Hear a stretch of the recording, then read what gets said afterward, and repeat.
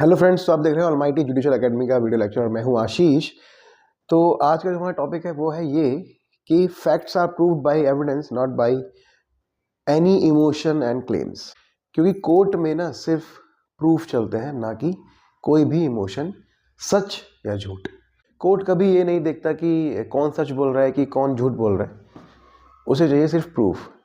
अगर आप सच्चे हैं और आपके पास प्रूफ नहीं है तो आप केस नहीं जीत पाओगे, और आप झूठे भी हो, अगर आपके पास प्रूफ है तो आप केस जीत जाओगे। दिस इज़ वेरी, ये लाइन मैंने बोली शायद गलत लगेगी सुनने में, लेकिन ये सच है। तो आज का जो टॉपिक है हमारा वो है एविडेंस एक्ट से, ठीक है, जिसको अब बोलते हैं साक्ष्य अधिनियम 2023। और एविडेंस एक्ट में सबसे पहले हमें ज़रूरत किस चीज़ की पड़ती है, मतलब एविडेंस एक्ट हमारे किस काम आता है? फैक्ट्स के लिए, ठीक है, फैक्ट्स को प्रूव करने के लिए, यही टॉपिक है। तो कोर्ट में तो facts are proved by evidence not any emotions and claims. कि अगर आपके पास प्रूफ्स हैं, फैक्ट्स को प्रूव्स करने के लिए एविडेंसेस हैं आपके पास, तो आप चाहे सच्चे हो या झूठे हो, आप केस जीतने के आपके पास 99% चांस होते हैं। तो सबसे पहले हम देखेंगे section 3। Evidence may be given in any suit or proceedings of the existence or non-existence of every facts in issues and of such other facts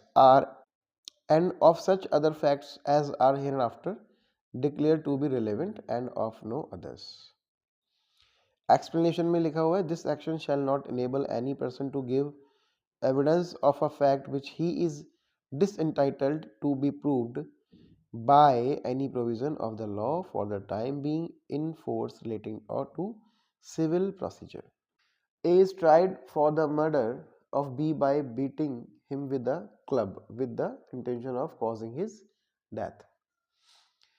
So A's trial, the following facts are in issues: A is beating B with the club, A is causing B's death by such beating, A's intention to cause B's death.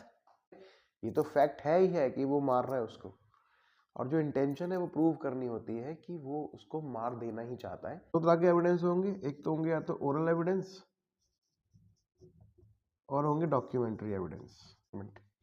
Oral evidence में आता है witness statement, जैसे confession. Confession को oral evidence में वो written में भी हो सकता है, लेकिन अगर कोई कन्फेशन कर रहा है तो उसी के अगेंस्ट उसको प्रूव कर सकते हैं। डॉक्यूमेंट्री एविडेंस में आता है एक तो डॉक्यूमेंट्स, किसी भी तरह का डॉक्यूमेंट, और इलेक्ट्रॉनिक रिकॉर्ड्स। अब फैक्ट तभी प्रूव माना जाता है जब कोर्ट उसे एक्सेप्ट करता है, ठीक है। एडमिसिबल तब माना जाएगा जब कोर्ट उसे एक्सेप्ट करेगा और ये मान लेगा कि हाँ, ये जो तुमने प्रूफ जो दिया है, जो भी इलेक्ट्रॉनिक हो या डॉक्यूमेंट्री हो या ओरल हो, अगर उसे लगेगा कि हाँ ये है, ये मान लेना चाहिए, तब वो मानेगा। अदरवाइज आपको कुछ और ऐसा देना पड़ेगा जो कोर्ट बोलेगा, या अपने आप से कुछ ऐसा करना पड़ेगा जिससे वो बात जो आप चाहते हो प्रूव हो, उसका साक्ष्य देना पड़ेगा। Courts are concern with proofs not with truth. अब आप मान लो कोई केस लड़ रहे हो और उसमें आप सिर्फ सच्चाई बोलते जा रहे हो कि ऐसा हुआ था, ऐसा हुआ था, ऐसा हुआ था, ऐसा हुआ था। वो सच्चाई बोलने से कुछ नहीं होगा। सच्चाई बोलते रहो जब तक उस सच का या उस बात का या उस फैक्ट का प्रूव नहीं करोगे उस फैक्ट को, तब तक कोर्ट उसको नहीं मानेगा। बर्डन ऑफ प्रूफ क्या होता है? सबसे इंपॉर्टेंट है बर्डन ऑफ प्रूफ। सेक्शन 104 हो गया है शायद अब तो, हाँ 104, बर्डन ऑफ प्रूफ। सबसे पहले तो आप ये याद रखो कि बर्डन ऑफ प्रूफ हमेशा उस पर होता है जो केस करता है, ठीक है। पहले प्रूफ, बर्डन ऑफ प्रूफ उस पर होगा कि तुमने केस किया है, किस ब्याह पे किया है, आप जो कहना चाहते हो उसको प्रूव करो। दूसरी बात यह है कि कोर्ट में सिर्फ बोलना काफी नहीं है, उसको प्रूव करना पड़ेगा, ठीक है। मान लीजिए कोई ए है जो बी के अगेंस्ट केस करता है। अब ए ने बोला कि बी ने मेरा सामान चोरी किया, कोई भी सामान चोरी किया। अब ए को ये प्रूव करना पड़ेगा कि ये सामान मेरे पास था। सबसे पहले, समझ रहे हो बात आप? मान लीजिए ए ने बी पर कोई क्लेम किया कोर्ट में कि बी ने चोरी किया है, किसी सामान का, मान लो कोई सोने की अंगूठी का,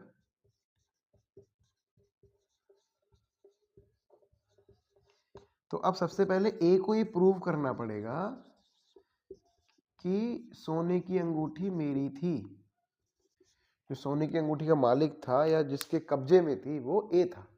ठीक है, सबसे पहले ये प्रूफ करना पड़ेगा। अब दूसरा 105 सेक्शन 105, अब ये बर्डन ऑफ प्रूफ ना तब तक उस पार्टी पर रहेगा जब तक नेक्स्ट पार्टी कोई स्ट्रॉन्ग प्रूफ ना दे दे। मान लो कोर्ट में ए ने प्रूव कर दिया कि मेरी अंगूठी है, लेकिन अब बी ने ही चोरी की है, इसका क्या प्रूफ है? ये भी तो प्रूफ करना पड़ेगा कि बी ने ही चोरी की है।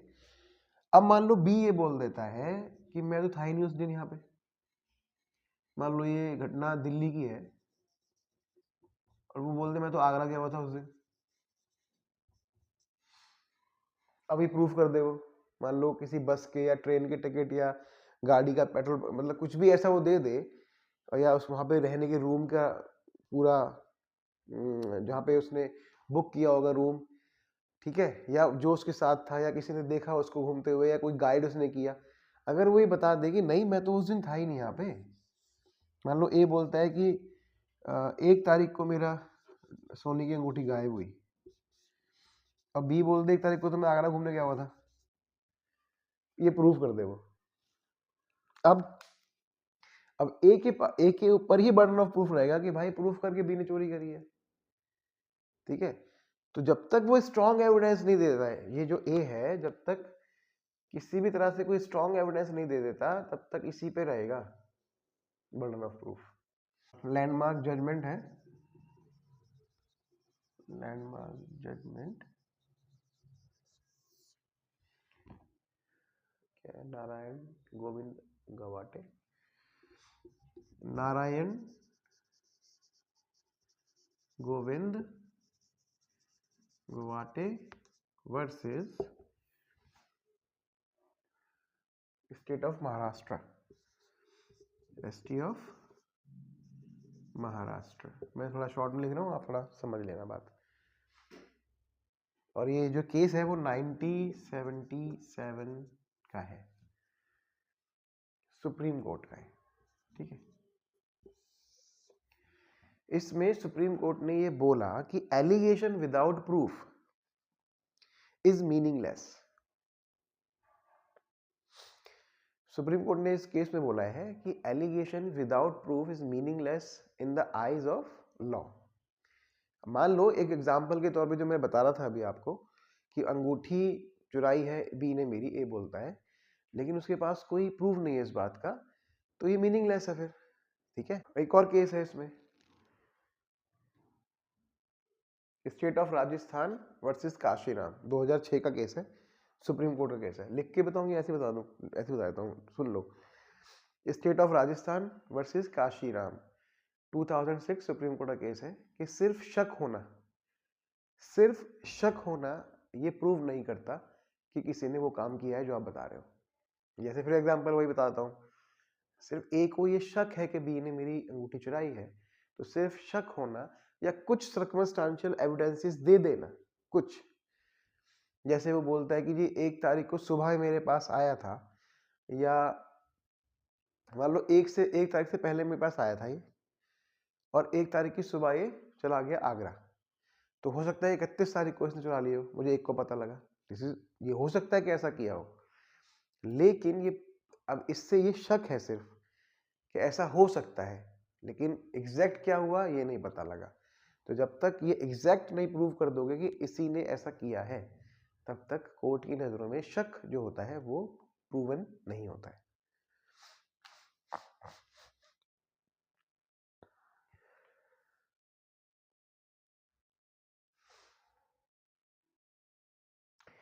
अब एक और एविडेंस जो मैंने बताया था आपको, ओरल एविडेंस।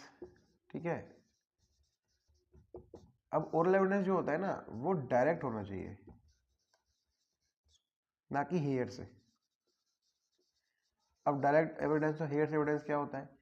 डायरेक्ट एविडेंस होता है आपने अपनी आंखों से देखा है ना, हेयर से होता है कि आपने किसी से सुना या किसी दो लोगों की बात सुन के आप बता रहे हो कि मैंने सुना था ऐसा, वो बात कर रहे थे, या मुझे सी ने बताया कि बी ने चुराई, या ए ने बताया कि मेरी बी ने चुराई है तो मैं सी हूं इसलिए बता रहा हूं। हियर से नहीं। अगर मान लो ए और बी, ए ने एलिगेशन लगाया बी पे कि मेरी अंगूठी चुराई है उसने, और कोई सी उस दिन वहां पे था जिसने देखा कि अंगूठी चुराई है, अगर वो सी ये बोल देता कि हाँ जी मैंने देखा है कि अंगूठी चुराई गई है, this is a direct evidence. लेकिन अगर सी ये बोलता है कि नहीं मैं सुना था, ए ने बोला मुझसे कि बी ने चुराई है अंगूठी, चोरी की है, तो ये तो ए वैसे ही बोल रहा है, इसमें सी क्या बोलेगा? ठीक है ना। तो हियर से एविडेंस नहीं चलेगा कोर्ट में, और ये डॉक्यूमेंट्री एविडेंसेस होना चाहिए, जिसका सेक्शन है 54 एंड 55। अब जो साक्ष्य अधिनियम 2023 वाला है, इलेक्ट्रॉनिक एविडेंसेस जो सेक्शन है उसका, इलेक्ट्रॉनिक एविडेंस सेक्शन 65, सॉरी 63, पहले 65B था, अब 63 हो गया है। तो जो इलेक्ट्रॉनिक एविडेंसेस हैं वो जैसे व्हाट्सएप कॉल्स है, या कॉल रिकॉर्डिंग है, सीसीटीवी है ना, ईमेल्स हैं, तो ये सब होते हैं इलेक्ट्रॉनिक रिकॉर्ड्स। इलेक्ट्रॉनिक रिकॉर्ड्स क्या होते हैं? व्हाट्सएप कॉल्स, सीसीटीवी रिकॉर्डिंग, या कोई वीडियो रिकॉर्डिंग, ईमेल्स, ठीक है, एटसेट्रा। तो जैसे मान लो, अब वही एग्जांपल मैं बताता हूँ, मान लो कोई सीसीटीवी कैमरा लगा हुआ है ए के घर पे, जो बी को नहीं पता है, और उसने अंगूठी चुराई और सीसीटीवी कैमरा ने कैद मतलब उसमें कैच कर लिया। अब वो ये वीडियो दिखा दे कि देखो सर बी ने चोरी की है अभी, तो this is electronic records, this is direct evidence. इसमें भी एक केस है अन्नर पीवी वर्सेस बशीर, ये भी केस है 2014 का, जिसमें सुप्रीम कोर्ट का ही है, और इलेक्ट्रॉनिक रिकॉर्ड्स, इलेक्ट्रॉनिक एविडेंसेस के लिए सुप्रीम कोर्ट ने बोला कि जब तक ये सर्टिफाइड नहीं हो जाएगा कि ये जो रिकॉर्ड, जो इलेक्ट्रॉनिक एविडेंस है, ये सेम उसी चीज का है जो दी गई है। समझे बात को? जैसे अगर कोई मोबाइल में किसी ने वीडियो रिकॉर्ड किया, अब वो वीडियो है वो उसने शेयर कर दिया किसी और को, ठीक है। अब तो वैसे भी एआई और पता नहीं कौन कौन सी चीजें आ गई है जिसमें सब कुछ बदल सकते हैं। तो जब तक ये सर्टिफाइड ना हो जाए कि नहीं नहीं ये रियल वाला ही वीडियो है, फुटेज है, तब तक उसे मतलब एडमिसिबल नहीं माना जाएगा कोर्ट में। फिर से बताता हूँ एक बार, 63 में जो इलेक्ट्रॉनिक रिकॉर्ड्स है, इलेक्ट्रॉनिक एविडेंसेस हैं, सुप्रीम कोर्ट ने बोला जब तक ये सर्टिफाइड नहीं हो जाता कि हाँ ये वही सच रियल फुटेज है या रियल वीडियो है, तब तक वो कोर्ट में इनएडमिसिबल रहेगा। एक एग्जांपल देता हूँ अपनी तरफ से, जैसे कोई वीडियो रिकॉर्ड किया और वो हमने शेयर कर दिया कुछ लोगों में, और वो शेयरिंग वाला वीडियो हम दिखा रहे हैं फिर बाद में। अभी तो खैर ओरिजिनल को भी हम एआई से या पता नहीं किस किस चीज से एडिटिंग कर सकते हैं, लेकिन वही बात है कि कोर्ट अगर ये बोलता है कि जब तक ये प्रूव ना हो जाए कि यही जो फुटेज मैं दिखा रहा हूँ यही रियल है, या कुछ इलेक्ट्रॉनिक चीजें होती हैं जिससे वो प्रूव हो जाता है, जब तक वो सर्टिफाइड ना हो जाए तब तक वो इनएडमिसिबल रहेगा कोर्ट में। जैसे ही वो सर्टिफाइड हो जाएगा, एडमिसिबल मान लिया जाएगा और उसको प्रूफ मान लिया जाएगा। अब देखिए कोर्ट में क्या है, सच बोलना जो है ना वो मॉरल ड्यूटी है हमारी, है ना। देखो कोई भी, मैं हर सबसे, जो आप नई प्रैक्टिस करेंगे ना, मैं एक बात आपसे बोलूंगा, आपकी ये मॉरल ड्यूटी है कि आप कोर्ट में सच ही बोलें। जो लीगल ड्यूटी है वो सबूत देना है, ठीक है। तो कोर्ट में चलती है लीगल ड्यूटी, मतलब मॉरल ड्यूटी तो आपके अपने ऊपर है, लेकिन लीगल ड्यूटी सबूत देना है, आपको प्रूफ्स देने होंगे, प्रूफ्स करना होगा कि यही सच है। कोर्ट में ना जो जजेस बैठे होते हैं वो 90% उन्हें पता होता है कि सच मतलब कौन लोग कैसे हैं, क्योंकि वो बैठे हैं, वो जज है, उन्हें दुनिया देखी होती है, और उन्हें 50 और रोज के वो 100 या 150 केसेस हैंडल करते हैं ना, उन्हें वो एक वो आई हो जाती, एक ना कैचिंग पावर आ जाती है उनके अंदर, कि उन्हें ये समझ में आ जाता है कि दो पार्टी में से एक्चुअल में कौन सही है और कौन गलत है।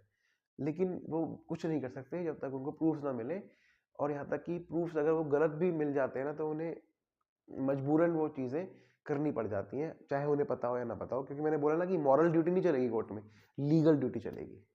तो ये वीडियो मैंने बनाया था, ये जो वीडियो मैंने बनाया ना, वो मैंने आम जनता के लिए बनाया, मतलब ये वीडियो ऐसा है कि सिर्फ लॉ वाले स्टूडेंट सुनेंगे तही नहीं, तो भी तही मतलब सिर्फ लॉ वाले स्टूडेंट सुने, अच्छी बात है, लेकिन कोई आम आदमी जो सुनेगा ना, जो लॉ में नहीं है, लॉ नहीं जानता है, उसको भी ये बिल्कुल सही सही समझ में आएगा कि मैं क्या कहना चाह रहा हूँ, और उसे समझ में आएगा कि लॉ क्या होता है। ठीक है, इसलिए मैं ये अवेयरनेस, मतलब मैं पढ़ाने के साथ साथ अवेयरनेस भी चाहता हूँ कि मैं बताऊँ उस आम आदमी को पता लगे कि लॉ क्या होता है। ठीक है, चाहे मोटे मोटे तौर पे पता लगा, कुछ तो पता लगा जो आपको पता ही नहीं होगा अभी तक।